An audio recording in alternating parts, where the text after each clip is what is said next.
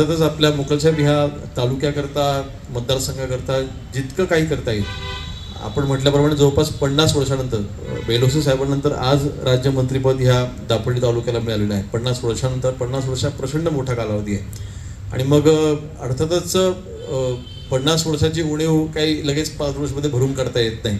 त्याकरता अनेक योजना ह्या आपल्या ऑलरेडी कार्यरत आहेत, त्या राबवल्या गेल्या पाहिजेत ह्यासाठी प्रयत्न करतो. योगायोग चांगला आहे की राज्यमंत्रीपद कदाचित मी हट्ट धरला असतं तर कॅबिनेट देखील पद मिळालं असतं, पण मी आज पहिल्यांदा काय बोलतो, पण मी राज्यमंत्रीपद मागून घेतलं.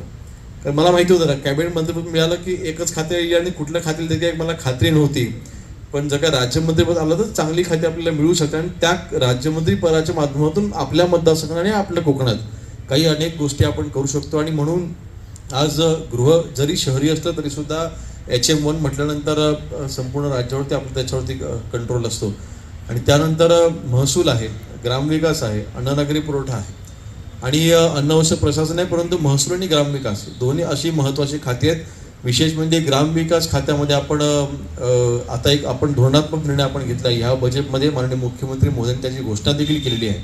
आपल्याला माहिती आहे की कोकणामध्ये थोडा जरी पाऊस मोठा पडला की सापवांच्या वरनं पाणी वाहतं आणि गावांचा संपर्क तुटतो. ही अति बेसिक सुविधा आहे. परंतु आमच्याकडे खेडला एक केस झाली होती की एका मुलीला पावसाळ्या दिवसामध्ये साप चावला होता. पुलावरनं पाणी जात होतं, 2 दिवस पाणी जात असल्यामुळे त्या मुलीला तिथे जीव गमवावा लागला होता. खेडची पुऱ्याची ती मुलगी होती, पुरेगावची.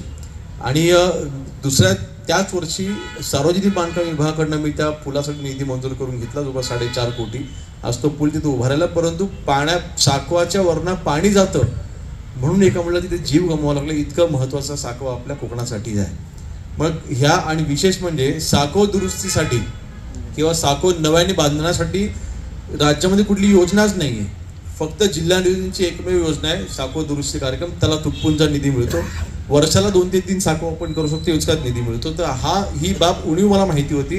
ग्रामविकास राज्यमंत्री झाल्याच्या नंतर दुसऱ्याच दिवशी माननीय मुख्यमंत्री महोदयांना पत्र दिलं. मी पालघर, ठाणे, रायगड, रत्नागिरी, सिंधुदुर्ग या 5 जिल्ह्यांचा मी फक्त साकवांचा मी आराखडा तयार करून घेतला. प्रत्येक ग्रामपंचायतकडनं माहिती मागवली, किती साकव तुमच्याकडे प्रलंबित आहेत, सगळी माहिती मागवली. आज जवळपास 450 कोटीचा आराखडा तयार झालाय. आणि ग्रामविकास खात्याला पहिल्यांदा राज्यामध्ये फक्त कोकणासाठी आपण साकवासाठीची वेगळी योजना आपण तयार करून घेतली, वेगळा हेड आपण तयार करून घेतला. त्याची घोषणा माननीय मुख्यमंत्री मोदींनी आता अर्थसंकल्पामध्ये केली. दुसरं महसूल राज्यमंत्रीपद आल्याच्या नंतर एक मी पाहत होतो की आपल्या देवराटीमध्ये आपली अनेक देवळं, आपली देवस्थाने ही गावापासून लांब ही जंगलामध्ये आहेत. त्याला कारण ही अनेक होती. परंतु आज देवराट म्हणून त्याच्यावरती उल्लेख आल्यामुळे वन खात्याच्या मार्फत ही तिथे नोंद घातली गेली.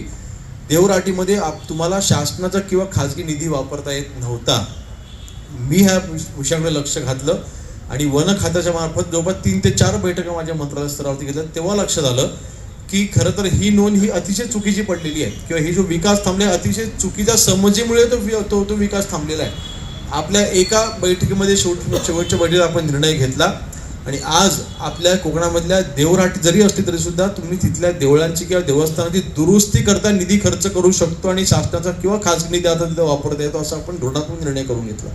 माझं लक्ष म्हणण्याचा उद्देश असा आहे की माझं लक्ष हे माझ्या कोकणाच्या विकासाकडे अर्थातच पहिल्यापासूनचं होतं आणि आजही. आणि मंत्री म्हणून पहिला माझ्या डोळ्यासमोर दापोली मतदारसंघ, मग माझं कोकण आणि मग महाराष्ट्र असं करून मी तिथे सूत्र ठेवून काम करतोय. अर्थातच आपण अनेक वर्ष आपण राजकारणामध्ये आहात आणि माझ्या सहकार्यांना जास्तीत जास्त न्याय द्यायचा प्रयत्न मी करतो आणि योग्य व्यक्ती ही योग्य तिथे स्तरावरती असली पाहिजे. आज असल्यातही आमच्याकडे शिवसेनेमध्ये येऊन काही राजकीय कार्यक्रम नाही, पण आपण उल्लेख केला म्हणून फक्त 2-2.5 वर्षापूर्वीच त्या शिवसेनेमध्ये आल्या आणि राज्यमंत्रीपद दर्जा असलेला आज पदावरती त्या अध्यक्ष म्हणून नाचता बसल्या. आणि विशेष म्हणजे मंडणगड तालुक्याला स्वातंत्र्यानंतर पहिल्यांदा राज्यमंत्री पदाचा दर्जा आणि अध्यक्षपद मिळालेलं आहे. ज्या मंडणगड तालुक्यामधून बाबासाहेब आंबेडकर येतात, त्यांचं मूळ गावच्या मंडणगड तालुक्यामध्ये आहे, त्या मंडणगड तालुक्याला रत्नागिरी जिल्ह्याचं अध्यक्षपद हे पहिल्यांदा मिळालेलं आहे. त्यामुळे मला वाटतं जास्तीत जास्त न्याय हा मतदारसंघाला कसा मिळेल असा नक्कीच माझा प्रयत्न आहे. यामध्ये ही सुविधा, अशा खाजगी सुविधा ज्यावेळेला येतात तर नक्कीच अर्थातच जनते